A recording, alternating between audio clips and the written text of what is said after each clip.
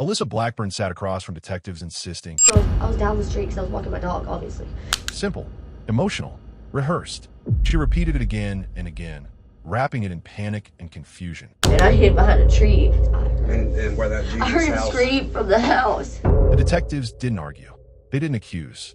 They let her talk. Instead, they focused on psychological consistency. The small details liars rely on staying untouched. One detective asked quietly, What's his name, the guy that come and got you? Alyssa answered, I don't know him. Well, my brother knows him and Jesse knows him. that contradiction mattered. Then came the pressure point. What kind of car did this person pick you up in? Alyssa hesitated. A black car. Yeah, I don't know what kind of car It was just black. It's an older didn't pay vehicle attention. that doesn't even have the emblems on it. That single answer collided with eyewitness statements and surveillance. An expectancy violation, where the truth comes from a direction the liar never prepared for. Her story wasn't challenged head-on. It was outpaced by facts. By the time detectives asked, Right, so it's just you and Jesse that live in that house? and Alyssa finally said, But there's people in and out of there all the time, you know what I mean? I mean, it's like literally like a ghetto trap, kind of like, you haven't seen the house? the lie had already collapsed. She thought emotion would protect her story. She didn't realize psychology was dismantling it. Her lies didn't start here. They started all the way from the crime scene. Her lies made the on-duty cop angry, forcing him to say, Why are you lying to me? You understand me? Stop. Don't start lying to me. You understand what's sitting in there? but as the investigation began, this case took such a sharp turn that the horrific story even shocked veteran detectives. For all we know, she did it. Thanks to the law enforcement agency for providing all relevant footage to me, as without it, I would not have been able to cover the most shocking case of my career. Now, welcome back to my channel. I don't have many followers, but your single comment means a lot to me.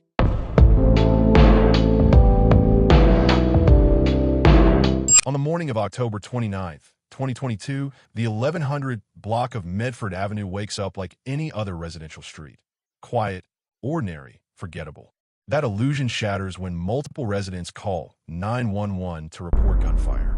Witnesses describe a black sedan rolling through the neighborhood, slowing near a modest house, and then gunshots. Quick, aggressive, gone. It has all the hallmarks of a drive-by shooting. No confrontation, no suspects left behind, just panic and uncertainty. Deputies respond, canvass the area, and document what they can. No victims are found at the time. No shell casings easily recovered. The car is gone. The scene goes cold. But the street doesn't relax. It waits. And hours later, it learns why.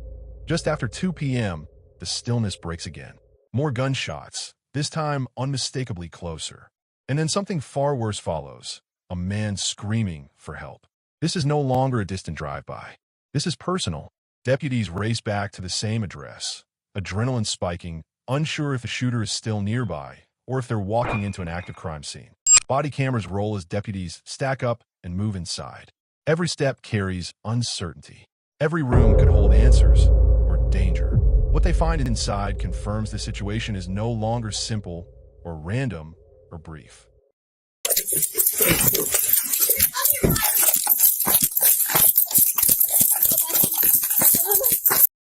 Inside the home, deputies find 26-year-old Jesse Gagin collapsed on the floor, surrounded by blood. He's alive, but barely. Multiple gunshot wounds mark his chest, abdomen, and leg. His breathing is shallow and labored. A deputy radios for EMS immediately. Another asks if anyone else is inside the house. 331, we need EMS and round gunshot victim inside the house. Anybody else in here? Jesse manages to speak just enough to complain about his chest, an ominous sign. Paramedics recognize it quickly, a pressure imbalance that could cause his lungs to collapse at any moment. They move fast. Jesse is placed on a soft stretcher and rushed out. To anyone watching, especially someone emotionally attached, it looks frighteningly close to a body recovery. As Jesse disappears into the ambulance, deputies turn to the only person left who can explain what led to this moment. Jesse's girlfriend, Alyssa Blackburn, is hysterical, crying, shaking, talking rapidly. Deputies begin with basic questions. What happened? I don't know. Did you just come home? Yeah, I was down the street walking my dog and they shot him. Who shot him? I don't know. Did you find him like this? Yeah, I just had to kick in the back door because nobody was knocking on. So do you live here? Yeah. Yeah, I just moved in. 2:39. She claimed she was walking her dog down the street when the shooting happened. According to her, Jesse was fine when she left, alive, unhurt. When she returned, he was bleeding on the floor. She adds another detail that feels odd. I just moved in. Can you call my mom, please? She says she barely knows the house, claiming she's only been there 2 or 3 days. Her belongings, she says, are still in the back bedroom. She has nowhere else to go. On its own, the story could make sense. Trauma scrambles memory. Shock distorts time. Deputies keep an open mind for now. The first real problem emerges when deputies ask about the 911 call. Alyssa says she didn't make it. Records say otherwise. No, I don't have nothing to tie him up with, or I would have. I don't want to hold him. Rope or something in the truck? I don't have nothing to tie him up with. Yeah, I can't just let him go because he'll go back in the house. I don't know. Do you live here, honey? Yes, I live here. I just moved in. Who was that gentleman to you? That's my boyfriend. Okay. I was walking my dog, and then I tried to come back, and the door was locked, so I couldn't get in. Are you the one that called 911? No. Who called 911? Because it was a female. Confronted with that fact, she changes her answer almost instantly. I called 911 because I heard the gunshot. Why? That shift matters, not because of the call itself, but because it shows how easily her version bends when pressure is applied. Deputies warn her plainly. Why are you lying to me? You understand me? Stop. Don't start lying to me. You understand what's sitting in there? I need I'm truth. the one who did it. What are you Then go tell me you didn't call. You're gonna get me shot out here. You realize that? We're Montclair. This is serious. People are hurt. Lies complicate things. Still, they don't accuse her. They listen, they watch, and they start noticing something deeper than panic. They notice patterned inconsistency. Is there anything that you could tell I'm us? sorry for being rude. I just don't know what's going on. Absolutely, you can be rude to me. I'm sorry. Your boyfriend just got shot. You can cut me out. I don't go through stuff like this. Really, I don't. My parents are really good people. While Alyssa talks, deputies observe. The house doesn't look like a place someone just moved into days ago. It looks lived in, worn, used, mess layered over time. They both just moved in here 2 days ago. Right. But someone else. This house is not just 2 days lived in. Hang on. Sorry. Outside, deputies quietly compare notes. Anybody that has any type of beef with him that would want to hurt him? No, we just came here from Cantonment. We live on Jack's Branch Road, but then again, he's gone all the time. Has there been people here frequently recently? I just got here 2 days ago. Timeline doesn't match the scene. She claims she left briefly, yet neighbors heard gunshots hours earlier. She claims uncertainty about the house, yet navigates it confidently. No one says it outright yet. The unspoken question starts forming. If she's lying, what is she protecting? Okay. So what are you asking her now? I was going to ask her if anybody lived here. Yes, lives here, and she says no. She's lying. Okay. With Alyssa offering little clarity, deputies canvass the neighborhood. And suddenly, the fog begins to lift. I signed it and put the date on there. Okay. And then I saw it says on the back, so I signed it and put a date back there. Okay, and where do you live at? Right here on the corner of this Oh, red house. you're Okay. So read the statement, see what it does, get her under oath. I don't know if it was, he did a hold your right hand up and all that out here in the street a while ago, so He did that with you already? Yeah. Oh, okay. Then you're good. Well, read over But it. you're welcome to call me or whatever if that's not clear. I'll try to be as clear as I could. That's fine. But I didn't really know a whole lot. Okay. I did hear I heard 2 gunshots about 10 o'clock this morning, and I saw a little black car. But come and go and come back. You know, I don't know if they had anything to do with it, but it was like they just took off from right over here. I have double windows in my living room right there. My couch sits, the back of it's there, and I sit at the end of the couch and look out here all the time. Makes sense. Witnesses describe a black Toyota Camry, old and beat up, pulling into the driveway earlier that day. Did you hear some gunshots? Yeah, I heard 4 of them. Over here? In this house right here. Okay. Inside or outside? Inside. Did you see anybody leave? Any cars? I just see a black boy and a white boy just get in the car, and I seen the white boy come out with the gun in his hand. He looked up at me. I said, Black male and white male?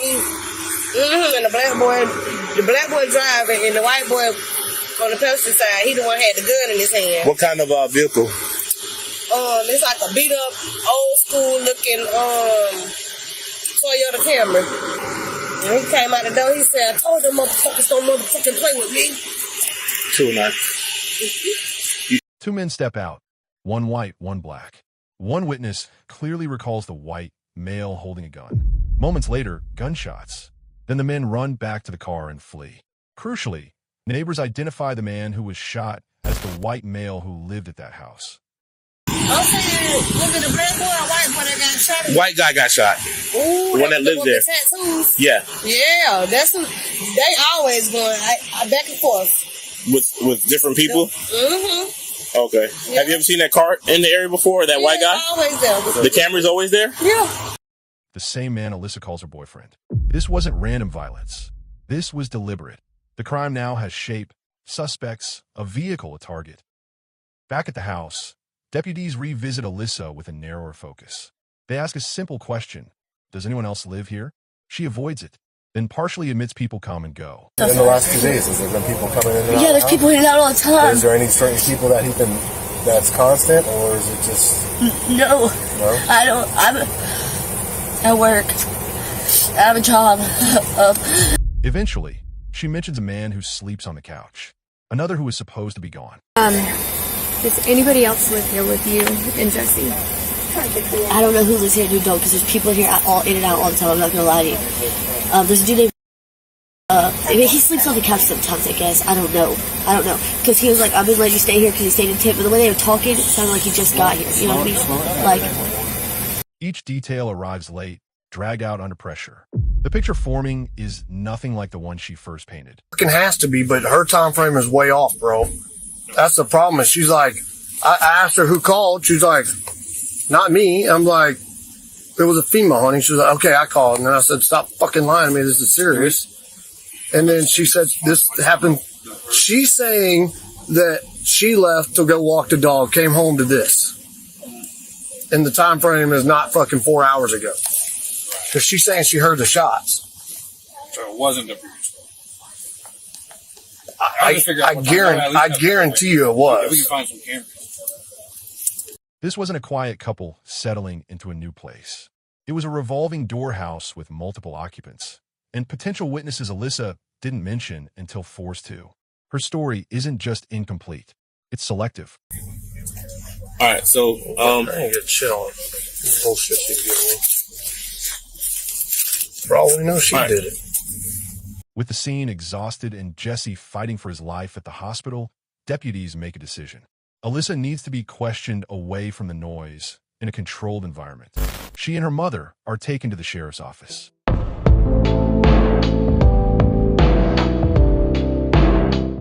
That's why I asked you not to leave. Because there's no reason they have to talk to us by themselves. There's a camera in here. Mm-hmm. There's audio in here. We can hear everything. Yeah. There's no reason they have to talk to us by themselves. You're right.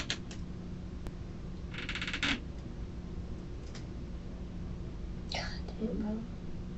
Everybody's gonna fucking hate me. Don't matter. Not even just because that. The people that matter don't. That's all that matters. He's alive. That's really all that matters for him. Thank God, like real shit. Thank God I wasn't like at home or something.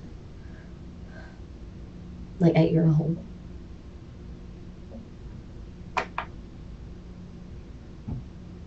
He's changed his life if he survives.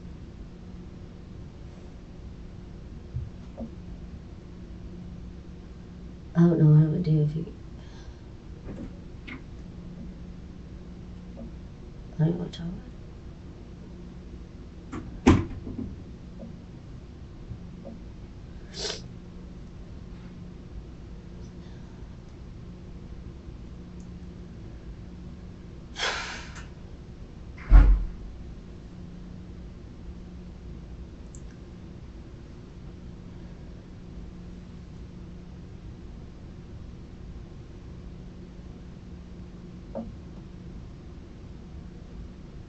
I feel like you really hold my eye.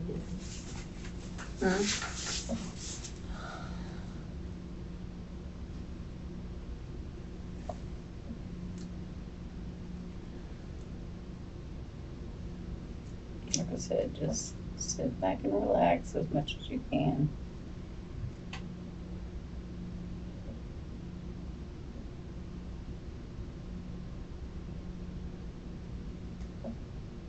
I can't remember. The first thing Alyssa does is warn her mom. There's a camera, there's audio. That's not a random detail to notice and panic. It's awareness. And for detectives, awareness usually means one of two things: experience or fear of what the recording might capture. Yeah. Nothing. She was just clowning on you. Oh, you're not the same cop. Hey, Lynn, I got it. Okay, I gotta go. I thought it was going to be All right, David love you, bye. Preston. What's that? I thought you were going to be David Preston. David Preston, you know David? How do you know him? Experience. Experience? Yes. I got in trouble. The only 2 times I've been in trouble. And it wasn't even good. Gotcha. Well, I'm Investigator Martinez. I work with David, so I know him. Yeah. He's good at what he does. Yeah. For real. Preston. Oh yeah, thank you. He's very good at what he does, for real. So, and fair, I can say that. Absolutely, yeah. So, I mean, this is my supervisor, is Sergeant Barnes, okay? So, here's my card. I don't know if you you can mom get it. it. And on the back is my cell phone number. Okay. So, we were called over to I Med. called. Okay. Yeah, I called. You called. Okay. So, that being said, we want to get some information as far as like how long you guys been living there, who lives Like there. 2 days, 2-3 days. I Okay. just got there. I don't, like, if I had my phone, I could tell you exactly, but they wouldn't let me get my phone. Okay. I know, but it wasn't in, I can't fucking remember where it was, but. Okay. Well, let's start with something that you do remember. You said, where did you guys move from? Jack, well, where was that? They've been living house we to weren't, house. yeah, we so. weren't, Okay. hold on.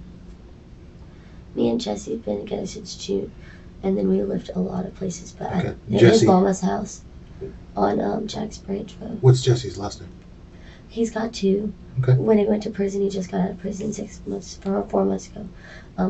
When he was in prison, it's Jesse, I think it's Jesse Gohiggins. When Alyssa says she knows Detective Preston through experience, she's accidentally revealing a lot. Investigators aren't just hearing her story. They're hearing her comfort level with the system. And that changes how they interview her. Less hand-holding, more precision, more verification. All right. So it's just you and Jesse that live in that house?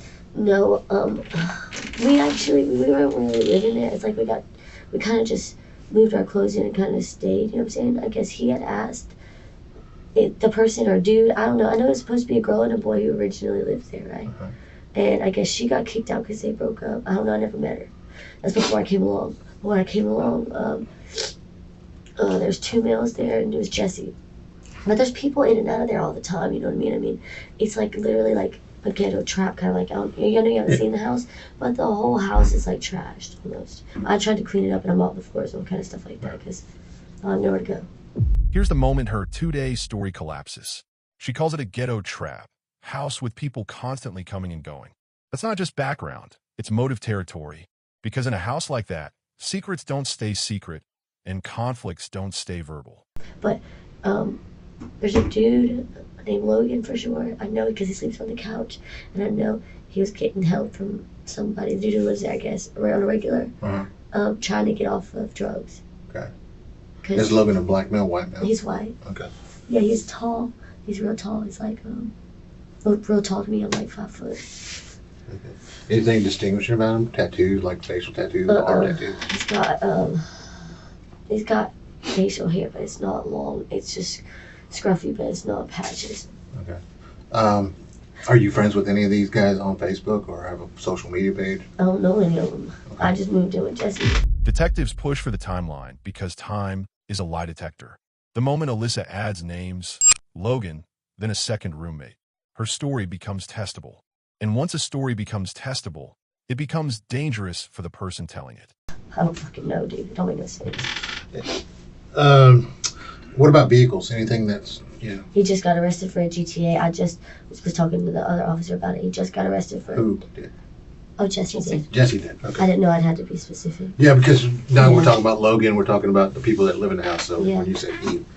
Jesse we just got him bonded out. And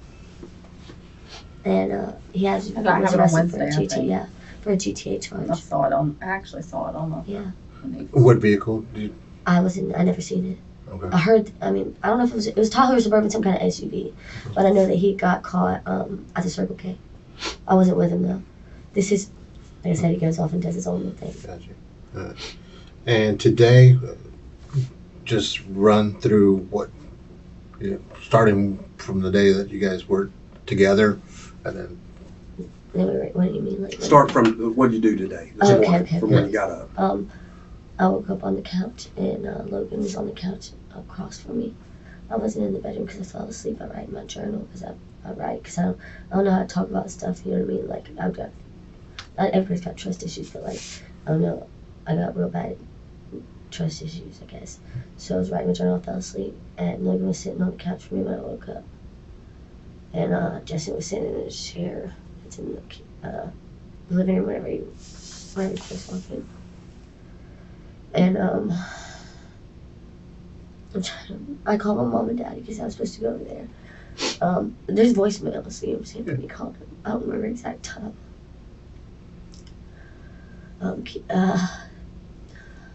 You called at 9 something. You called us but at the 9 other something. dude that lives there, he wasn't there. He was supposed to be going to get a hotel room with a girl the night before, so he hasn't been there. Who's that? I think his name's Keith. Okay. It starts with a K, and I'm pretty sure it's Keith. Yeah, but he Keith. wasn't there at all. When deputies push past the crying and ask who actually lives in that so-called trap house, Alyssa finally gives ground. She mentions a tall, white guy who sleeps on the couch, and another person who was supposed to get a hotel room. For the first time, detectives have something solid. Names and potential witnesses, not just chaos. And they can already feel it. She's been holding back. Things were about to spiral. She has somebody else come and get her to go through her paperwork for work and stuff like that because we're moving. And I don't know who it was. It doesn't end up working out because Yeah, I went to right. FedEx and stuff like that. And then I got Did this person come pick you up? Did you call them to come pick you up, or they just showed up? it's a friend. I don't really know him like that. You know what I'm saying? I didn't call him, but she has several we friends that got picked her up and takes her places. for So I don't know all who the it was. time. Like in my papa's house, everybody knows where my papa lives. Like I don't know why I do that because I should never show anybody where my fucking family lives. But I got dropped off down the street because nobody was supposed to know that we're staying there. But how Jesse is, Jesse doesn't like anybody to know where we stay at all because what he does, and obviously y'all know what he does. You know what I'm saying? Because I told the police. I don't know if y'all talked to police yet. Yeah. Okay. Well, yeah. And What does he do? Sell drugs? allegedly, I don't know. Well, it's I don't important. even know if I just used that right. Yeah, he sells drugs. He sells drugs. And what kind of car did this person pick you up in? A black car. Yeah, I don't know what kind of car it was. It was just black. It's an older didn't pay vehicle attention. that doesn't even have the emblems on it. Did you see it? I didn't pay Yeah, it attention was black. to It was a Looked black like it was car. spray painted. I don't. Yeah, maybe. I don't know. It was. I know it was black though. I didn't Like pay old attention. Toyota or something like that. I don't know. It was definitely a small sedan. What's a sedan? I think it's a sedan's a car, correct? Yeah. Yes, maybe. Okay. Well, that's I think it's 4-door. yeah. No, it's 4-door because I got it in the front. The side. back windows, they got real dark. I don't know if They it's all have tint on dark them. tint They or all if have it's tint. the tint's messed They all up. You have tint can't on see them. in it. But it is a black car, and like I said, it's an older. It's like it's not a new car. It's like it's a car somebody's had for a while, and they've been working on it, and It's not a new you know, car at stuff all. like that. So it's hard And to it tell. was the guy that picked you up. Yeah. What's his name? The guy that come and got you. I don't know him. That's what I'm saying. Well, how'd you call him? Jesse? I didn't call him. I said I didn't call him. Oh, he just showed up at the house. Yeah, your papa's my house? brother. Well, my brother knows him, and Jesse knows him, and all kind of stuff like that. Like he comes around all the time and hangs out with him. I don't associate myself with people that he does. I'm not allowed to even be at the house by myself. Is he white or black? He's white for sure. Can you describe him to us? He's kind of ghetto. I know he's ghetto. He's got he tattoos. yeah. You can tell he's been to jail. This is the first hard connector to the street, the black sedan. No emblems, dark tint, older Toyota vibe. Those aren't emotional details, they're investigative details. And now detectives don't just have a story, they have a vehicle to hunt, cameras to pull, and a driver to identify. Neighbors calls. Why didn't nobody stop? I can tell you when we left the house, and that'll Why didn't the cops stop? to go pick her up. If they were calling out and then drove by, why didn't they texted her. stop? Well, they drove, somebody called, Or, I mean, I called her. somebody called a drive-by, no contact. They drove in the area. Okay. This guy that picked you up that you say is kind of ghetto or whatever, did he have like a flat bill cap on? No, He didn't have any hat He didn't have on. no hat on. Dark hair? No, I don't know. He's blonde. Or no, he's like. Honestly, I didn't pay attention to his hair.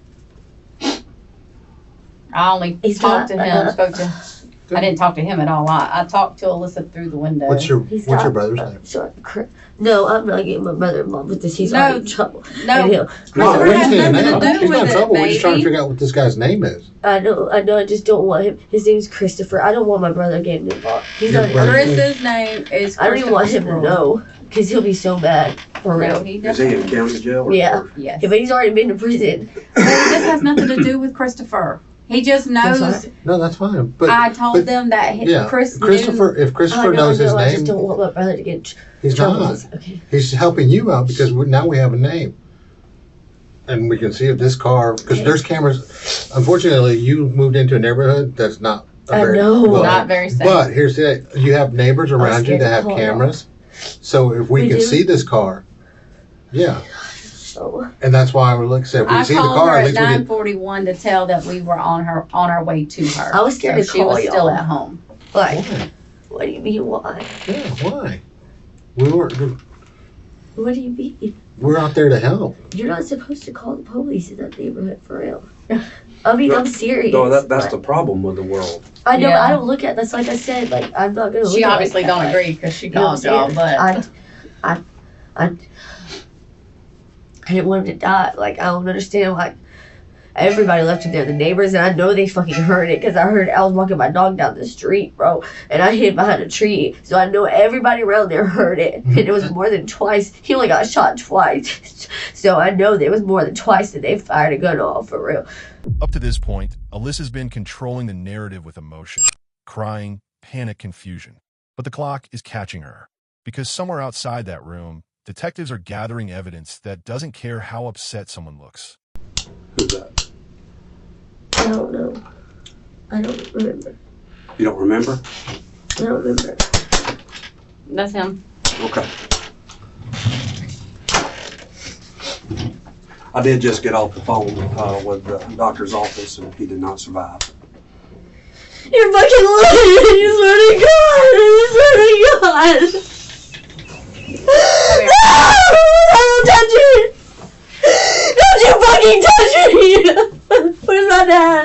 Well, he's obviously not here. Please can't leave. You know, please leave. I swear to God he didn't. You swear to fucking God! No! Please.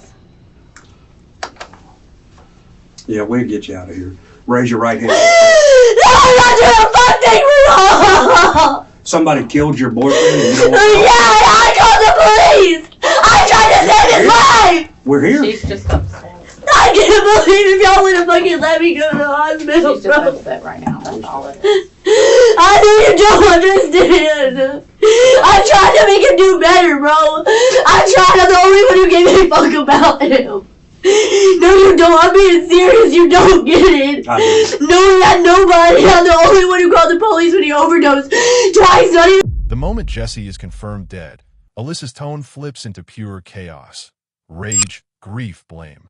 Detectives let it run because people leak truth when they lose control. And from this point forward, the case isn't what happened, it's who helped it happen. Before you came in here, he said he knows who did it and who he can get us hooked up with that person and everything else because he tried catching up with you at Tom Thumb yesterday. So before we get to all the details, who is that person that actually pulled the trigger? It's Jacob Colville. Okay, who was the black guy that was there with him? I've never seen him before in my life. Okay, if you were shown a picture of him, would you be able to possibly recognize him? Should be able to. Okay, and we'll get that squared away because I can't use the same one. Yeah. You know how to have it just moved. Yeah. But yeah, honestly. You know a nickname for that guy at all? I have no clue who he was. You've never seen him before? No, sir. Okay. Yeah, not at all. So Jacob Colville, which obviously, that's who we've been looking for and talking with, everybody's been saying it. So let's go from the very, very beginning of the day, okay? Mm-hmm. So you wake up, what was that, yesterday? So all the days are bleeding together. So you wake up yesterday, and what happens? I woke up yesterday, actually, in the shed next door to my house. That's peculiar. Yeah, I know it sounds very strange. I've been uncomfortable in my own home enough to the point recently where I didn't even sleep in my own house. Okay. And I woke up, and whenever I went next door, I rode around on a bicycle that night. And okay, so I go home, and as soon as I walk through the front door, there's another individual there. His name Logan. Yeah, McCormick. Yes, sir. Yeah, he speaks to me, and he says, "You wouldn't believe what happened this morning."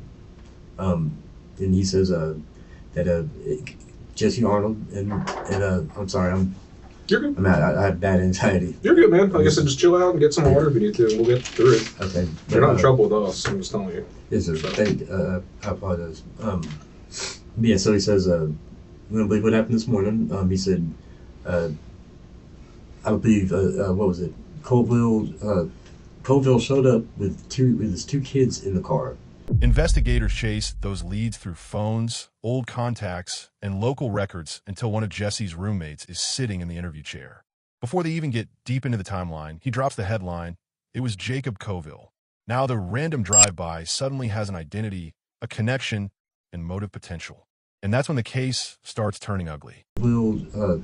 Colville showed up with his two kids in the car and got out and started an altercation with Jesse. And this is all over a female. This is all over a girl. What's her name? Alyssa Blackburn, I believe. Alyssa. Yeah, Alyssa. And then he says, and he shot like 2 shots in my front yard, I believe, at Jesse as Jesse was trying to charge him. And this is all over. I guess Colville's in love with his girlfriend or something. I'm not even sure who the girl liked, if she liked either of them or not. Went into that room. And I guess he wasn't expecting I guess he wasn't expecting him to have somebody else with him and whatnot, or I'm not sure what was going through his mind. Well, as soon as I see Colville pull in the driveway, I open the front door and go out to confront him. And he says, oh yeah, I'm sorry, Alyssa was with him. The girl was also with Colville. And she goes by first. She goes inside the house, and I'm sitting there, and I want to talk to Colville. And when Alyssa walked into the house, Logan said, "Jesse's in the hall." He whispers that Jesse's in the bedroom. Jesse's here at the house. So that's whenever she comes back out the front door and says he's here. And then Jacob Colville and the black guy, that's when they just they pretty much stormed inside the house. And they made it was when Colville got out of his car in my driveway, he had 2 guns in his hands. What kind of guns were they? I'm not sure. And he must have. I wasn't watching. I did not have my head turned towards down the hallway, but there was 2 gunshots, and I hear screaming.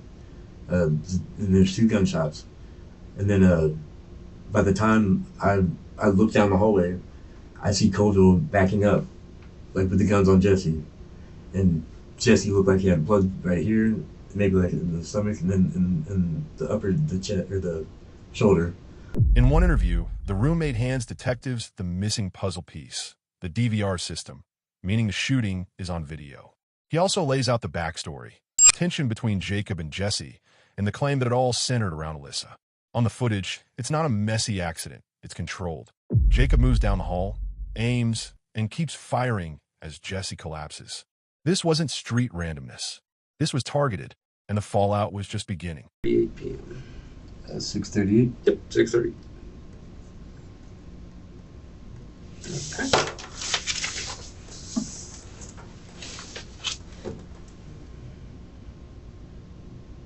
Shit. I don't think it's any of those.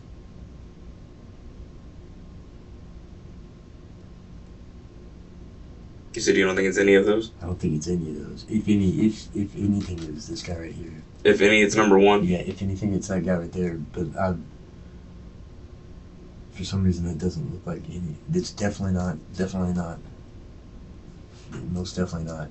It's kind of a skinnier built guy. Like more narrow, tall, like narrow, slendered.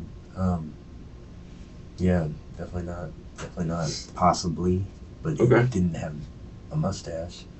That could be what's throwing that off. But I honestly don't even think it's any of this. Okay. And I've only seen this guy at one event at one time. So. Gotcha. So his facial. It doesn't really look like any of these, but number one is the one that looks the most similar to it. Yeah, if I were to have to pick one, I'd say it was number one. Okay. Gotcha. Thank you, sir. There's a possibility that's not him. Yeah. Okay.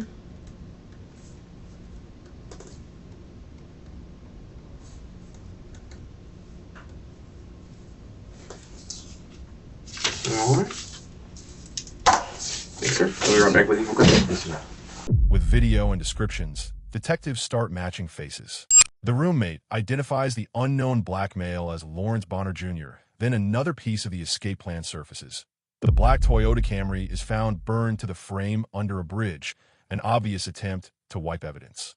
But instead of erasing the trail, it basically confirms there was a trail worth burning. The situation just escalated.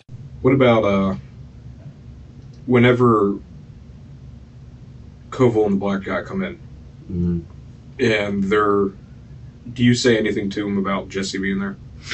I said something to her. She comes in, and I tell her that he's in the back room for them to leave. Yeah. I thought they were showing up because they didn't know he was there. I didn't know the black guy was in the car. I thought it was Koval and her. So I thought they were showing up because they didn't think Jesse was there. So I told her when she came inside, I said, he's in the back. So go. Like you need to leave. You need to leave. And then they come in with guns and shit. You said that the very first drive-by that happened in the morning, Yes, did I just want to make sure I understand it correctly.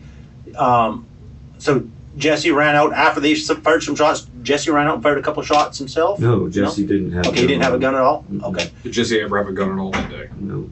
Okay, so they show up, but Jesse was home, saw him at that point in time, knew who did that shooting in the front yard earlier in the morning, right? Yes, sir. Okay, did he ever go outside and confront them at that point, or what happened on that one? Jesse? Did Jesse go outside and confront him? Yeah. Jesse went outside after knowing that he had a gun. Koval had a gun in his hand. He was walking up to the house with a gun in his hand. Jesse said, "What, motherfucker, you know what?" And he goes out there, no fear, and Koval just fires off a couple shots. Okay. Not to hit him, but to scare him, I guess. I got you. And it didn't scare him because he kept rushing the car. Okay, but Jesse did not have a gun himself? No. When the other roommate is interviewed, Alyssa's walking the dog story takes a direct hit. He backs up the Camry, describes the search through the house, and says Alyssa indicated Jesse was in the back. He even recalls Jacob saying, "I ain't going to shoot you," while firing anyway. Pure manipulation in real time. At this point, Alyssa's narrative doesn't just wobble. It breaks. And then hopefully the courts will show leniency that you've helped out and you've been honest. That ship went down fast or however it went down. But not saying nothing, that video makes you look guilty as hell, bro. Makes you look like you're just cold-hearted. And of course we have outside video too. We figured we'd just show you the action shots. That's pretty damning. You know, he offered me a ride. I took the ride, right? When we pulled up at the house, man, this on everything I love, man. I got a dead mom, I got a dead on my dead daughter, man. I didn't know none of this was finna happen, man. When we go up in the house, you telling me that this dude did some of your kids, man. That you want to fight this dude about your kids. That's what he told you? Yeah. Said this dude had fucked with his kids? Yeah, we pulled up at the house. The girl in the car, the girl like, yeah, that motherfucker, whoop. And then he was like, yeah, I'm gonna beat his motherfucking ass about my kid. She said that? No, that's what he said. What did she say? She was just like saying that the dude was selling, but something about the busted the windows or some shit like that though. But anyway, so. And then old girl, she's knocking on the door trying to get in. Yeah. And then she comes back to the car. And she throws something in the car, and then she goes and walks her little fucking dog around the corner. Right? Is that right? Yeah. All right. I walk back outside, and y'all get in the car. And where's the girl? Does she get in the car with y'all? Yeah, she had them ran up. Okay. Detectives surround Bonner's home, bring him in, and put him face-to-face with the DVR footage. The moment he sees it, the tough act fades. He admits he was there, admits Alyssa was in the mix, and admits he supplied the gun used in the killing. Now, the case has structure: shooter, accomplice, and the person at the center of the motive. And with Jacob already identified, Alyssa's next interrogation isn't a conversation anymore. It's the moment the decision gets made. So detectives bring Alyssa back in again. Only this time, they're not asking what happened. They're showing her what they already know. Y'all know I'm going to be able to get my phone and first back because I had a job that I was supposed to get to and everything. It's still hard for me. I know they're working on downloading. I'll fucking, what do I need to do? I can send everything over. Like, you don't need, I'll show you how to do it. We'll get that too in a second. Here, you can keep that chair if you want because it's more comfortable. Oh, no, I'll sit in this chair. It's okay. So you have, and I'm sitting in that one. No, you're good. No, I promise you're okay. I just didn't want to because there was stuff here, but yeah, I was supposed to go to get a job at way out in Perdita, but they asked me to print out my because I don't have my social security card. It got stolen with my wallet, and so I had to print it out and print out a picture of my ID and everything. I still haven't got the chance to do that, and it's so hard for me to get a job right now because I was on the national news. Not with this stuff. I never had my warrants out, which is crazy. Because I'm not like a baby killer or something like that. Like, that's what they made me out to be like. No, this doesn't mean you're in trouble. It's because you're here at a locked facility. It's after hours. Okay. So I have to read this to you. Again, doesn't mean you're right. So okay. The tone is completely different now. Alyssa isn't at the scene anymore. She's in a controlled room, and investigators are no longer collecting info. They're cross-checking it. Notice how she keeps talking about jobs, depression, being clean. She's building sympathy before the hard questions start. Okay. It's because everything's locked up here. Gotcha. All right, you have the right to remain silent. Anything you say can be used as evidence against you in court. You have the right to have a lawyer present while being questioned. If you cannot afford to hire a lawyer will be appointed for you without cost before questioning. If you wish to answer questions now without a lawyer present, you will still have the right to stop answering questions at any time. Do you understand those rights? Yes. Sorry. Fine, let me give you this because it'll go through the paper. Thank you. And just for the 2 X's are, that's just stating I read you your rights and you understand them. Oh. It doesn't matter. Okay. You can print there or sign twice. Yeah. It's just acknowledging. No, you're good.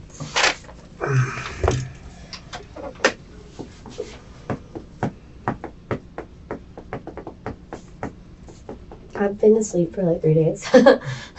I feel like. Not really. Nice. No, right. I'm really depressed. I actually got off. I got clean Let me go get a couple this. months ago. Yeah, honestly. I have no reason why I do. And like I said, the reason you're in here is so we can go over some stuff and get some clarification on things, all right? Of course. But yeah, no, I'm not on drugs anymore. Good. I've been clean for since a little bit before I met Jesse. So 4 months or something? Well, give or take, but I also, I relapsed a couple months ago. I went to my parents about it, and you know what I'm saying? Like, it's really kind of like a coping mechanism for real, honestly. It's just a way to deal with things, so you don't have to deal with it. Give us a second while that's But then you ain't high no more. They're still right there. Exactly. Exactly. My brother's a drug addict too. Chris? Yeah. Okay, I'm about He's to say. kind of the one that raised me. My parents raised me, but my mom, she don't really know anything about anything. She didn't even smoke cigarettes, you know what I'm saying? Your mom work? No, she never worked. She never had to. My daddy always had a good job. Where does he work? Or is he He's retired now? He's a towboat captain. Oh, is he? Yeah. Oh, they make good money. Yeah. Does he still leave and go do that? Yeah, but he used to leave for a month at a time, and then he'd come home for 14 days. But now he goes out 20 days and he's in 20 days. So. Does he go out of like Louisiana or something, or where? His port is at Louisiana, but he goes all over the place. He'd be down in Chicago one day, and the next day he calls, he's in freaking Mexico. Not really, but like, you know what I mean? Yeah. And they live on the tugboat. Yeah. He runs. He used to run the Mississippi River a lot. We'll give it a second. This computer's a piece of shit. I told you so. Well, it worked earlier. Earlier ain't now. Look, what I'm telling you is the Samsung Chromebooks, them things work. That's what I got. When a detective reads Miranda again, that's a signal. This isn't just a conversation. This is evidence being locked in. Alyssa tries to frame herself as cooperative and honest, but police aren't judging her emotions. They're watching for one thing. Does her version survive contact with the video? Earlier ain't now. Look, what I'm telling you is the Samsung Chromebooks, them things work. That's what I got.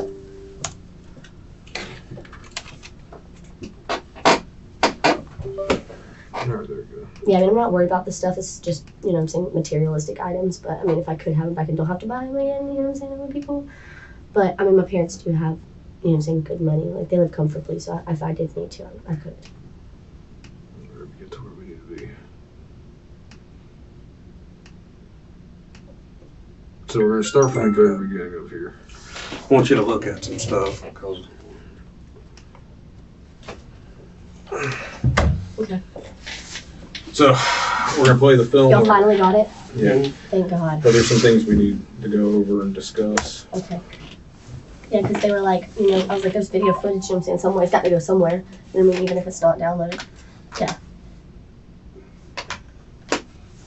Was that him that just passed? No. Oh. Yeah, may have been. Yeah. This is the first time I came. No, this is whenever Jesse was shot. Then no, we didn't pass by that first No, time. it's coming. You guys are going to come down here in a second. That was a different car, I believe. Or maybe you did pass. Okay, maybe we did. I'm not gonna lie, I don't remember. Have you used that day? Huh? Had you used any dope that day? I don't think so. I don't think so though, because I went. Barnes. 1 second. Yeah. It's my daddy. Yeah, hey there. Okay, I'll send somebody down to get you. They're real protective of me. All right. Oh, that's fine. All right, bye. I'm not in trouble, right? Right. Okay, I'm gonna tell y'all the whole 100% honest truth, because somebody needs to, you know, figure out who did it. Did y'all get the cameras from inside? Yes, we did. So what we need to. So y'all know who shot him. Yes. Oh, yeah. That's why he has warrants out right now. It was Coville. Yeah. He did shoot. Yeah. You'll see that video. Okay. Then it hits. Detectives confirm they already know who shot Jesse, Coville, and they've got the camera footage. Alyssa thinks it helps her, but it actually traps her. Because once video exists, every "I don't remember" becomes a problem you can rewind. So, he's going out to get somebody to go get your daddy, but something we need to discuss is, so, obviously we have the video now, we have your statement. There are not necessarily inconsistencies, but things maybe you didn't remember, okay? First thing I want to talk about is what you're... Go ahead, I'm sorry. Carrying? Yeah. Yeah, it's a gun. Why do you have a gun? Because Coville gave it to me because mine was taken. Do you know what I'm saying? I'm not gonna lie, it was for protection. I carry it everywhere I go, even though it's illegal, because I am in the line of work that I'm in. Or not in the line of work that I'm in, but they're in the line of work they're in. You get what I'm saying? If they have problems with people, that means allegedly they have problems with me. Do you get what I'm saying? And I don't wanna, Jesse wanted me to carry a pistol with me everywhere I went. So why do you have the pistol out right now, though? It was in my lap because I carry it in my waistband like a dude, if you will. But why would you carry it back here to your home? I carry it everywhere I go. I carry it everywhere I go. Because see, right now you have it tucked inside of your purse and your body. Yeah.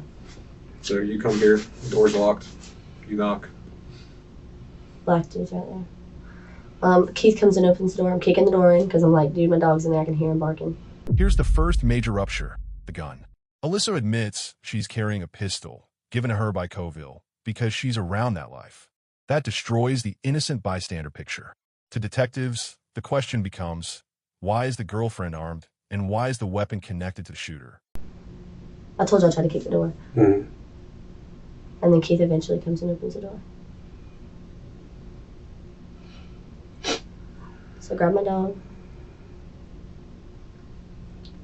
Then Logan was on the couch and Keith was standing up because he opened the door. I didn't see Jesse at this point in time. I guess Jesse was in the back room where my bedroom is. You know what I'm saying?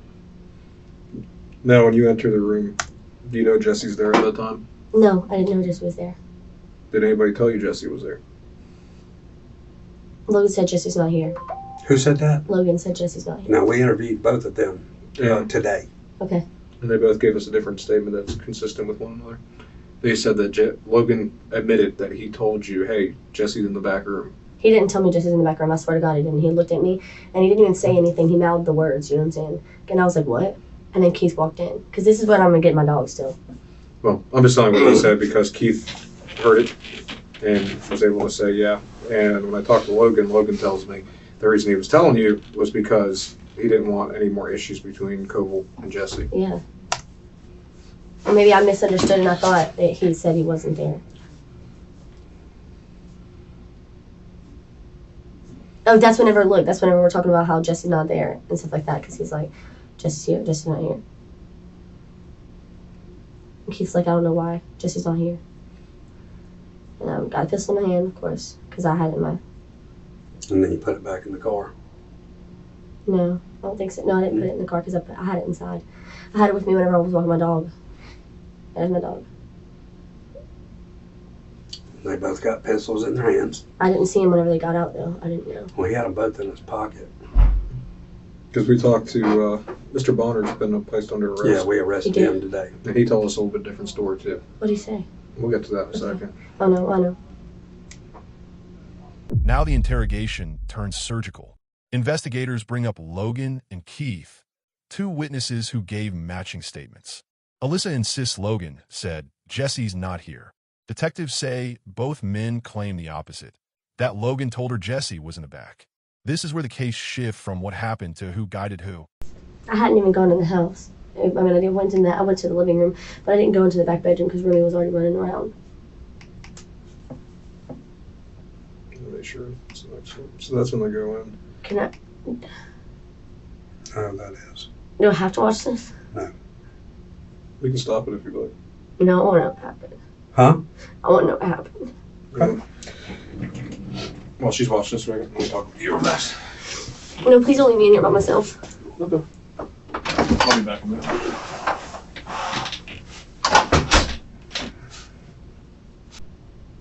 He's already shot? Yeah, he already shot.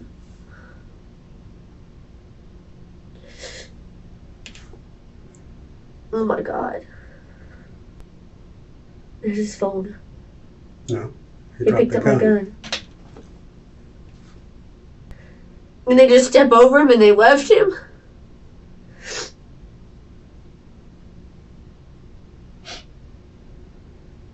Oh my God. So who locked the door? Oh, we can lock it from the outside.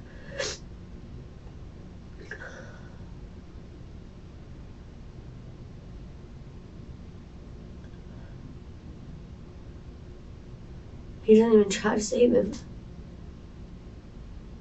That's crazy as fuck.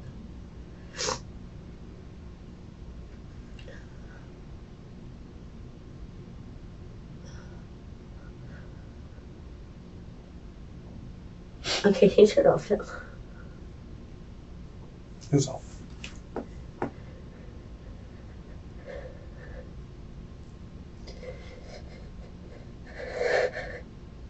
You do realize this was all over you. It wasn't, though. It was. It was. Then they roll the DVR. Even without audio, the visuals do damage. Timing, movement, body language. Alyssa watches the moment Jesse is already down, and the men step over him and leave. That's when detectives push the psychological pressure. You do realize this was all over you. So how are you going to sit here and you're going to blame me too, as well as everybody else? Because I had nothing to do with that. That has nothing to do with me. The Kobo felt some type of way towards me. That's not my fault. At all. Kobo what? Kobo felt, if he felt some type of way about me, that's not my fault at all. Well, you're the one that was going along with everything with Kobo. I didn't go along with anything with Kobo. Kobo knew that I was with Jesse. He knew that. I understand that, but that didn't keep y'all two from hooking up. We never had sex. He's never touched me. Well, I mean, the texts say a few different things. I mean, you made out with him one time. No, I've never made out with him. He tried to kiss me. He tried to kiss me on my bed. He's never made out with me. He's never done like that. And I told Jesse that, and Jesse told him that, or he told Jesse that as well. But we read your messages. That's okay. That's totally fine. I told y'all you could. I gave you my password. And let me just tell you though, what he said is, you know, I've been waiting to do that for a long time, and you reciprocated and agreed. So. Wait, what? When he kissed you, he said that they have been waiting to do that for a long time or wanted to do I didn't say that. No, he said that to you, but then you reciprocated With by what? saying yes. You know, basically that you wanted to. No, he asked me another question. I didn't say anything about, yes, I wanted to kiss you, nothing like that. If you go back through the messages, I don't want nothing to do with Kobo. He knew that I didn't want nothing to do with the Kobo. He knew that I loved Jesse. Real shit. I talked about it multiple times, and I couldn't leave him because I loved Jesse. There's no way me and him would be together, ever. And he knew that. Well, let me ask you this. Why, when you know that Jacob came over earlier that morning and confronted Jesse Because it's and never fired been like that. a fired couple rounds into Because the they do ground. that shit all the time. That's what I'm saying. They shoot guns at each other all the time. Have you not met these boys? I've done this a very long time. I don't know if anybody just shoots guns fucking around with each other. Jesse and Jacob are not cool with each other all the time, and then they're cool with each other the next day, and then I'll catch them with each other, something like that. You know what I'm saying? Like it's like they'll fight and they'll argue and shit like that, but they'll never like, you know what I'm saying? It's always I've already known Jesse way before you, or I've known Jacob Kovo since before I even met you, Alyssa. Like, all right, but then y'all come back to the house before all this happens, after the first one. Yeah. And you know your old man ain't gonna be happy. This is the confrontation chapter. Alyssa denies any real relationship with Colville. No sex, no making out. Yet detectives mention texts that suggest romantic tension and reciprocation. That's classic. When your words say one thing, but the digital trail says another, police don't argue feelings. They argue receipts.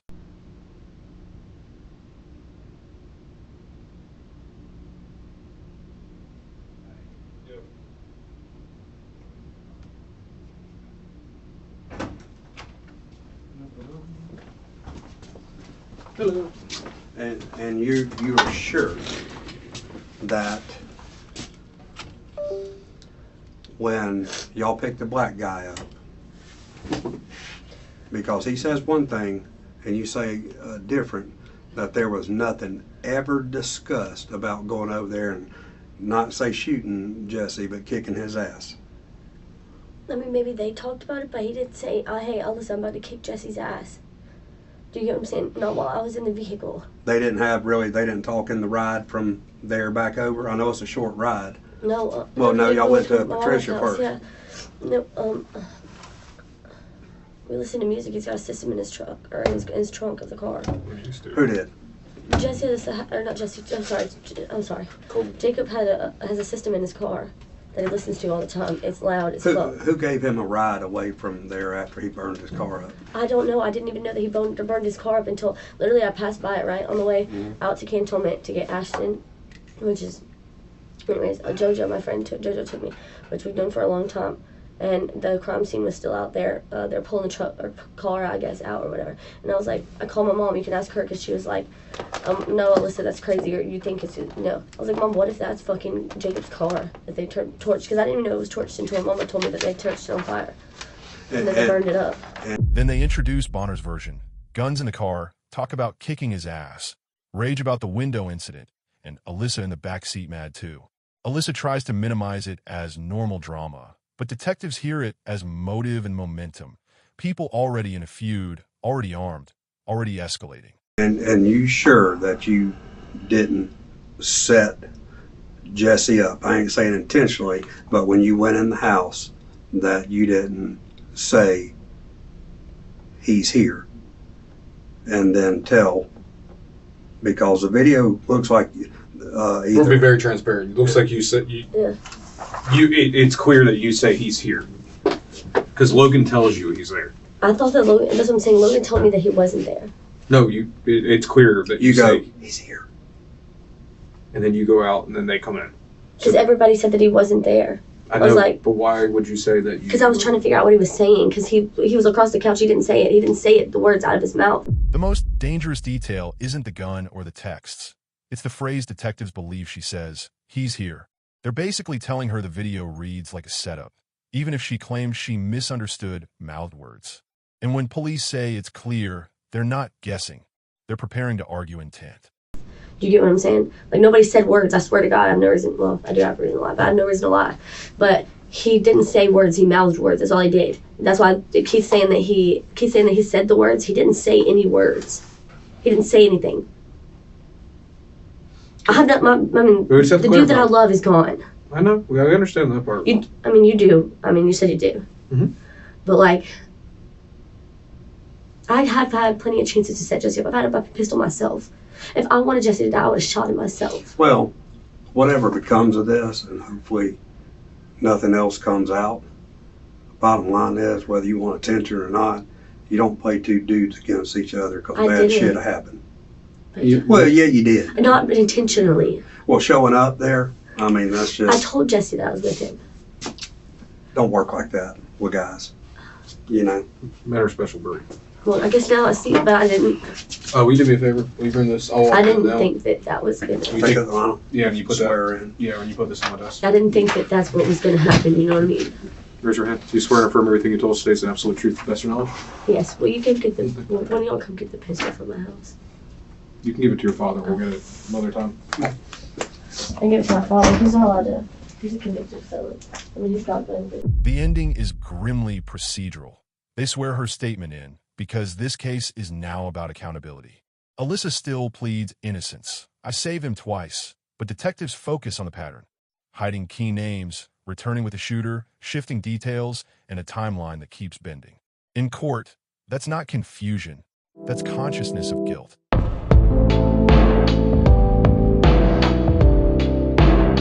During the interrogation, detectives systematically dismantled Alyssa's initial narrative by confronting her with verifiable facts and witness statements. They confirmed her contradictions about who was present in the house, identified the black Camry driver, and linked Alyssa to the scene with a firearm. Crucially, detectives obtained surveillance footage and multiple roommate accounts that placed Jacob Coville as the shooter and confirmed his accomplice, Lawrence Bonner Jr. Alyssa's admissions, paired with physical evidence and recorded interviews, gave investigators a strong evidentiary foundation that not only disproved her earlier claims, but also connected motive, opportunity, and participation, forming a compelling case toward conviction.